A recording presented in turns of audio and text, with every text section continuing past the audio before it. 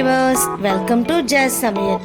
இன்னைக்கு சுவையான சங்கரா மீன் எப்படி வறுக்கிறதுன்னு சொல்லிட்டு நம்ம பார்க்கலாம். வாங்க வீடியோக்குள்ளே போகலாம். அதுக்கு பார்த்தீங்கன்னா மிளகாய்த்தூள், உப்பு, கொஞ்சம் வெறும் மிளகாய்த்தூள், கொஞ்சம் அரிசி மாவு, கொஞ்சமாக சிக்கன் மசாலாவும் இதில் நம்ம ஆட் பண்ணிக்கலாம். கொஞ்சம் கார்ன்ஃப்ளாக்ஸ் மாவையும் நம்ம ஆட் பண்ணி தேவையான அளவுக்கு தண்ணி ஊற்றி நல்லா அதை கலந்து விட்டுக்கலாம். எல்லாத்தையும் இன்னும் கூட கொஞ்சம் தண்ணி அதில் நம்ம ஆட் பண்ணிக்கலாம்.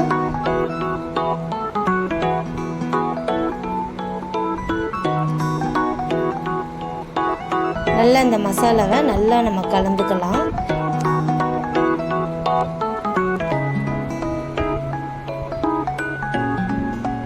இப்போ பார்த்தீங்கன்னா நல்லா கொஞ்சம் கலந்து விட்டுட்டோம். நம்ம எல்லாமே நல்லா இதில் கலந்து வரணும். அந்த அளவுக்கு கலந்து விட்டுக்கோங்க. கலந்து விட்டுட்டு இந்த சங்கரா மீனை நான் வாங்கி நல்லா க்ளீன் பண்ணி வச்சுருக்கேன். மஞ்சள், உப்பு எல்லாமே போட்டு க்ளீன் பண்ணி வச்சுருக்கேன். இந்த மீனை நம்ம அந்த மசாலாவோட நல்லா தடவி எடுத்துக்கலாம். எல்லா மீனிலையும் மசாலாவை நம்ம தடவிக்கலாம். பார்த்தீங்கன்னா ஒரு மீனாக எடுத்து எல்லாத்துலேயும் 4 பக்கமும் மசாலா தடவிக்கலாம். மீனில் பார்த்தீங்கன்னா நடுவில் நம்ம கொஞ்சம் கோடு போட்டு வச்சா அது உள்ளவும் மசாலாவை கொஞ்சம் அப்ளை பண்ணிக்கலாம். அப்போ தான் பார்த்தீங்கன்னா அந்த மீன் உள்ளே நல்லா இறங்கும். நல்லா மீனை கூட நல்லா அந்த நம்ம கட் பண்ணியிருக்க அந்த பக்கத்தை கூட நல்லா பிரித்து அது உள்ளவும் நல்லா மசாலாவை நம்ம தடவி எடுத்துக்கலாம். அப்போ பார்த்தீங்கன்னா அதனுடைய சுவை ரொம்ப நல்லாயிருக்கும். அதுக்காக தான் எல்லா பக்கமும் கொஞ்சம் கொஞ்சமாக அந்த மசாலாவை நல்லா தடவி விட்டுக்கலாம். நம்ம இதை நல்லா தடவி நீங்கள் ஒரு 1 ஹவர் இல்லை 1/2 ஹவர் இதை நல்லா ஊற வச்சு எடுத்துக்கோங்க. கொஞ்சம் நேரம் ஃப்ரிட்ஜில் வச்சு எடுத்தால் கூட இன்னும் நல்லா அந்த மீன் அந்த டேஸ்ட் நல்லாயிருக்கும். அந்த மசாலா எல்லாமே மீனில் ஊறி நல்லாயிருக்கும். அது நம்ம வறக்கும்போது அந்த டேஸ்ட்டு ரொம்ப சுவையாக இருக்கும். அதனால் கொஞ்சம் நேரம் நல்லா ஊற வச்சு நீங்கள் எடுத்துக்கோங்க. எடுத்ததுக்கப்புறம் பார்த்தீங்கன்னா ஸ்டவ்வில் வானலை வச்சுக்கோங்க. தேவையான அளவுக்கு எண்ணெயை ஊற்றிக்கோங்க. அதில் எண்ணெய் நல்லா சூடாகி வரட்டும். சூடாகி வந்தோடனே அதில் 2 கருவேப்பிலையை சேர்த்துக்கோங்க. சேர்த்து ஒரு மீனாக அது மேலே அந்த கருவேப்பிலை மேலே எண்ணெயில் வச்சுடுங்க.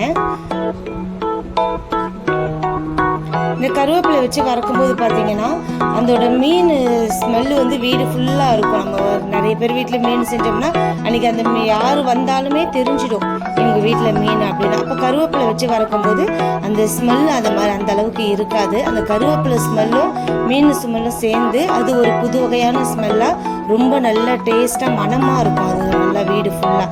அதுக்காக தான் நம்ம கருவேப்பிலை போட்டு வறக்குறோம். இந்த மீனை நல்லா வேகட்டும். ஒரு பக்கம் நல்லா வெந்து வரட்டும்.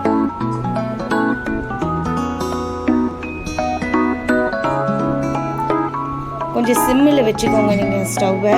அப்போ தான் பார்த்தீங்கன்னா அந்த வேகிறது சரியாக இருக்கும். அதுக்காக தான் சிம்மில் வச்சுக்கோங்க.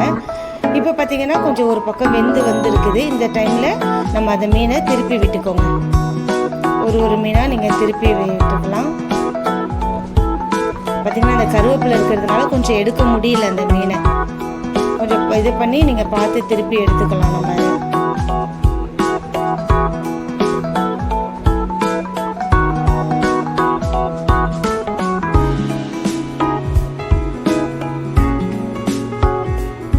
எல்லாம் திருப்பி விட்டு நல்லா 2 சைடும் நல்லா வேக விட்டு எடுத்துக்கலாம். மீன் நல்லா வெந்துடுச்சு. நல்லா முறுமுறுன்னு ஆயிடுச்சு. இந்த ஸ்டேஜில் நம்ம எடுத்துக்கலாம். எடுத்து நம்ம சாப்பிட்றதுக்கு நல்ல சூடான சாப்பாடோடு சேர்த்து சாப்பிட்லாம். நீங்களும் இந்த ரெசிபியை உங்கள் வீட்டில் ட்ரை பண்ணுங்கள். இந்த வீடியோவை லைக் பண்ணுங்கள், ஷேர் பண்ணுங்கள், மறக்காமல் கமெண்ட் பண்ணுங்கள். Thank you viewers.